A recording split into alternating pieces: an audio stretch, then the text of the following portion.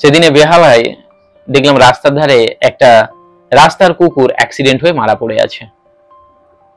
কুকুরটা অ্যাক্সিডেন্ট হওয়াতে ওখানে যারা অ্যানিমাল লাভার রয়েছেন, বেশিরভাগ শিক্ষিত ইয়াং জেনারেশনের ছেলেমেয়েরা, তারা প্রতিবাদ মিছিল বের করেছে এবং তারা বাস, ওখানে যে যানবাহন রয়েছে সেগুলোকে বন্ধ করে দিয়েছে।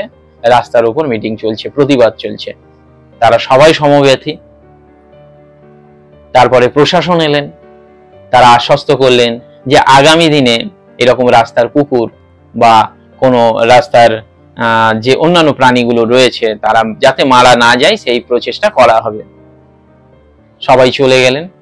ওই অ্যানিমাল লাভাররা কোনো একটা ফাউন্ডেশন থেকে এসছেন বলে মনে হচ্ছে, কারণ তাদের টি শার্ট গুলো সব একই ধরনের, একই কালারের। ওই অ্যানিমাল লাভাররা 14-15 জন মানুষ পাশের একটা হোটেলে গিয়ে অর্ডার দিলেন, আমরা এই 14-15 জন খাবো। কি খাবে তারা? মাটন বিরিয়ানি। মটন বিরিয়ানি খাবেন, তার সঙ্গে সঙ্গে লাগবে চিকেন চাপ। তো অ্যানিমাল লাভাররা একটু আগেই প্রতিবাদ করলেন একটা নিরীহ প্রাণী অবৈধভাবে, কেয়ারলেস ভাবে ড্রাইভিং করবার জন্য মারা গেছে বলে, তার প্রাণটার মূল্য রয়েছে। কিন্তু এই যে খাসিটা, এই যে মুরগিটা মারা যাচ্ছে, তাদেরকে হত্যা করা হচ্ছে আমাদের স্বাদের তাগিদে, এর জন্য কোনো প্রতিবাদ নেই। বরং এদের মারা যাওয়াটা, এদের হত্যাটা, এদের যন্ত্রণাটা একেবারেই লিগ্যাল, কেননা সেখানে আমাদের স্বাদ লুকিয়ে রয়েছে। এটাই হচ্ছে প্রতিবাদ, এটাই হচ্ছে শিক্ষিত সমাজ, এটাই হচ্ছে আমাদের ব্যক্তিত্ব। আমরা সবাই জানি যে একটা পাখি, একটা পশু, একটা ছোট্ট থেকে ছোট্ট প্রাণী, তাদের যন্ত্রণা হয়, কুকুরের যন্ত্রণা হয়। কারণ আমার বাড়িতে যে কুকুরটাকে পুষে রেখেছে সে তো আমাকে এলে ভালোবাসে। সে, আমি যখনই ঘরে ঢুকি সে লাফিয়ে আমাকে আদর করে, সে আনকন্ডিশনালি আমাকে ভালোবাসে। তার নরম শরীর রয়েছে, তার সুন্দর তুলতুলে যে রূপ রয়েছে, সেই রূপের প্রতি আমি আকৃষ্ট, আমি দুর্বল।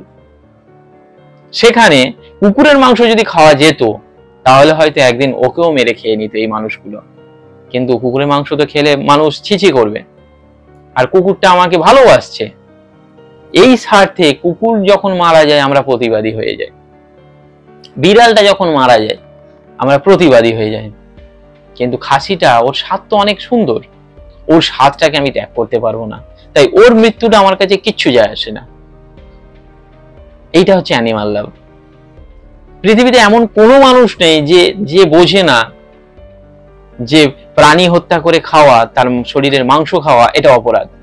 আমরা সবাই জানি, কিন্তু তবুও এই ভিডিও দেখে অনেকেই আমাকে ডিসলাইক করবে, অনেকেই আমার বিরুদ্ধে কথা বলবে, কারণ তারা সবাই অলরেডি তাদের স্বাদের কাছে হার মেনেছে। আমরা সবাই স্বাদের কাছে হার মেনে কিছু যুক্তি আমাদের কাছে যদি না রাখতে পারি, তাহলে নেক্সট টাইম আমি যখনই ওই মটনটা, ওই চিকেনটা আমার মুখের মধ্যে তুলবো, তখনই আমি নিজেকে অপরাধী ভাববো। আমি খাবো অথচ অপরাধী বোধে খাবো, এটা মানুষ মানতে পারে না। তাই তারা খাওয়াটাকে সাপোর্ট করে কোথাও না কোথাও কোনো একটা যুক্তি ক্রিয়েট করে তাদের খাওয়াটা চালিয়ে যাবে। অনেকেই বলবে গাছের প্রাণ আছে, তাহলে খাবো কি?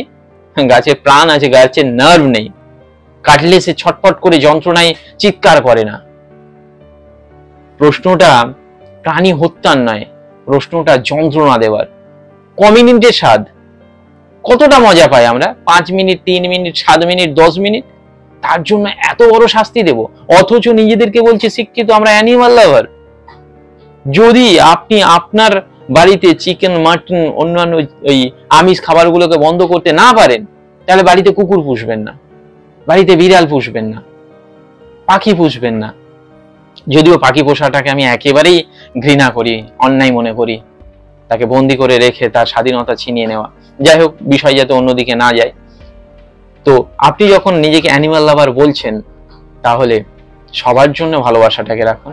আপনার স্বার্থের জন্য সেই তুলতুলে শরীরটাকে পাবেন বলে, সে আপনাকে আনকন্ডিশনালি ভালোবাসে বলে তার প্রতি ভালোবাসা রয়েছে।